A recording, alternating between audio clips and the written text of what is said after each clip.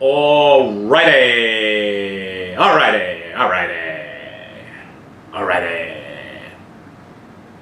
Monk and kiddo love it when I do that. Alright, my friends, so what are we going to talk about today? We're going to talk about balance, okay? And I heard something today that was very interesting, and they weren't talking about health, they were talking about politics. But a lot of times, like I did with John in the Kid Trillionaire book, somebody can be talking about something that is totally different than what I talk about, totally different than health. So in John's case, it was Kid Trillionaire, and it was finances, okay, and money type stuff. And today it was about politics, right? And they were talking about the idea and the concept and the fact that in today's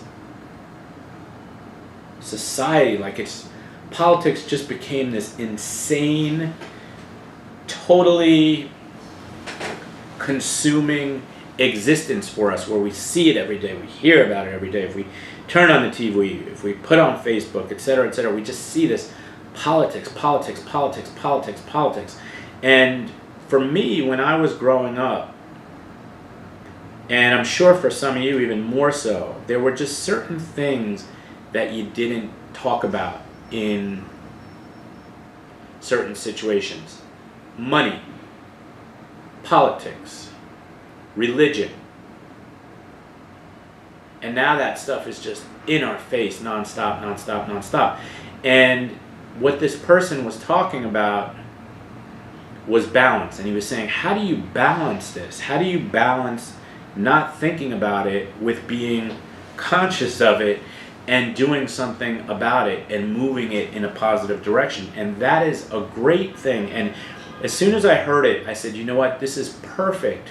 This is the perfect idea as it relates to health. So the idea is, how do you balance not thinking about your disease or not thinking about your chronic condition or your illness or your health, etc., while still making the decisions and doing the things that are going to help you to live your life and not think about it. So you see, again, it's like so many of the things that we talk about.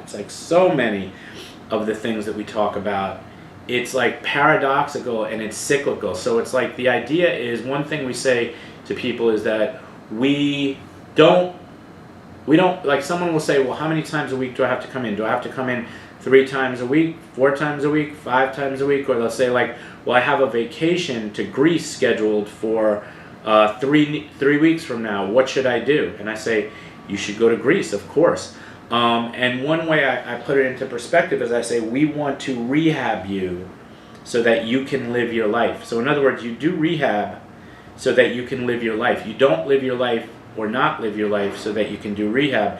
And that same principle can be applied to health in general. So the idea is, when you are very sick, it's very easy, as I say over and over again, for that to become the sole, excuse me, when you're sick, it's very easy for that illness or injury to become your sole reason for being. It can become the heart and soul of your existence, to where everything you do is related to COPD or pulmonary fibrosis or pulmonary hypertension or hemorrhoids or whatever it is that you're suffering from at that moment, right? And everything becomes about that, and everything becomes about going to the doctor. And when you're at the doctor, everything is about your disease and your illness. And then you go to the pharmacy to get your stuff, and you can't go to the movie because of this and that and the other thing.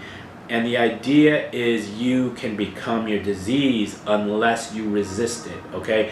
And I spoke the other day about this idea of how people slip into becoming their parents, right? So it's like, I think you're becoming your dad, okay?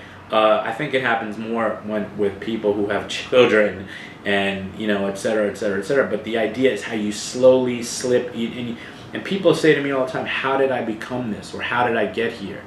And what I encourage people to do over and over again is, I encourage you to fight the power, okay? Like Spike Lee says, fight the power, okay? Fight the power of your disease. Fight the urges to become your disease. Fight the pull, fight the force that is trying to make your entire existence be about shortness of breath or chest pain or inactivity or taking a medication, etc., etc., etc.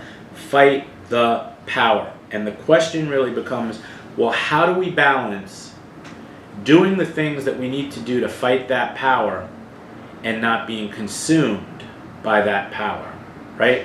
So it's how do we balance thinking about it and not thinking about it. And the idea is, as I see it, is to, number one, make sure you're using the right tools and make sure you have the right material and that you're operating off of the right paradigm. And I will talk about that over the next couple of days and the idea of where you get your information from, okay? But the idea is we want to only use the strongest, most powerful tools that we know consistently will work over and over and over again to accomplish a task. And the things that don't work or have a lesser chance of working or have a 1 in 1,000 chance of working, don't even waste your time on that. Okay, don't even waste your time. So don't search the web looking for that one grain of whatever it is that you think is going to get you out of this situation. Instead, the tools are right here for you. The tools are exercise, eating healthy, meditation, prevention of infection. These are the basics. There's a reason why Ultimate Pulmonary Wellness is Ultimate Pulmonary Wellness. It's because these 5 things at 20% each, medical, having the right doctor, taking the right medications, taking them properly, exercise, nutrition, managing your stress, prevention of infection. It's because those 5 things are the absolute most bang for your buck, easy to do, incorporate in everyday life things that work every time, that work the most consistently. And so when I see articles about superfoods, I'm not saying there aren't superfoods, but superfoods was a bad example, but when I see things like, what about this device? What about this supplement? What about this herb? What about this oil? What about this tincture? Etc., etc., etc. I'm not saying you should not consider something like that. Okay? I'm not saying that it's not worth looking at. I'm not saying it's not worth exploring. But what I'm saying is that it is absolutely not worth exploring if you're not exercising. It's absolutely not worth exploring aromatherapy if you're not watching what you eat. It's absolutely not worth exploring this product or device if you're doing nothing to manage your stress. And it's not worth it, and it's not in your best interest to explore this if you never wash your hands after going to the bathroom or after, being out in public or using a public, etc. You get the idea. The idea is you cannot ignore the basics and look for that cure. If the cure was there, if the cure was out there, you would have it. Okay? So anytime I see an article that says the cure for COPD, the cure for pulmonary fibrosis, the cure for pulmonary hypertension, I know I'm about to get some smoke blown up my ass, okay?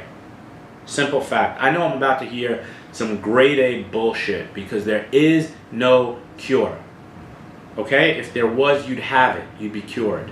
So you're not cured. And don't wait for the cure because guess what?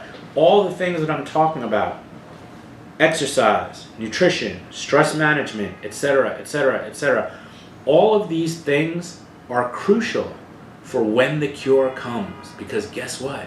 Even if you're cured of your COPD today, or your pulmonary hypertension, or your pulmonary fibrosis, well, guess what? Then you still have the excess weight, or the underweight, or the inactivity, or the weak muscles, etc., etc., etc. You still have all that to overcome. So get ready for the cure.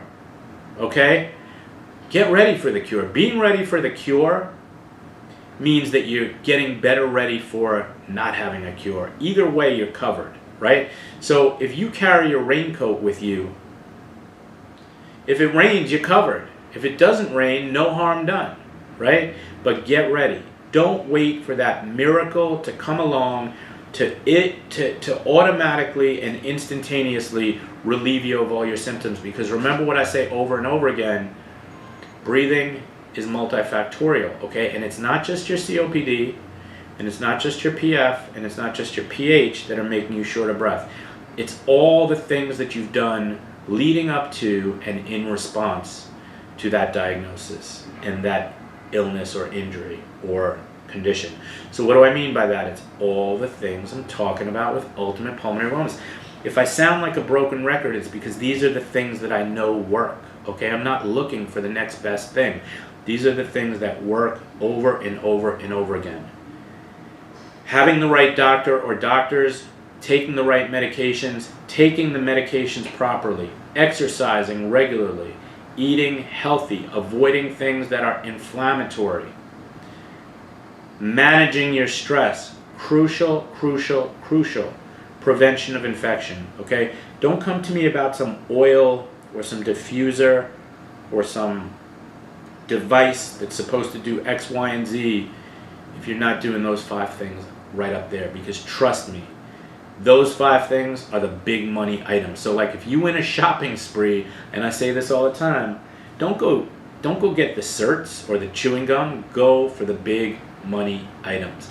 Go for the big money items, okay? And that's it. Think about that. Have a great day, everybody.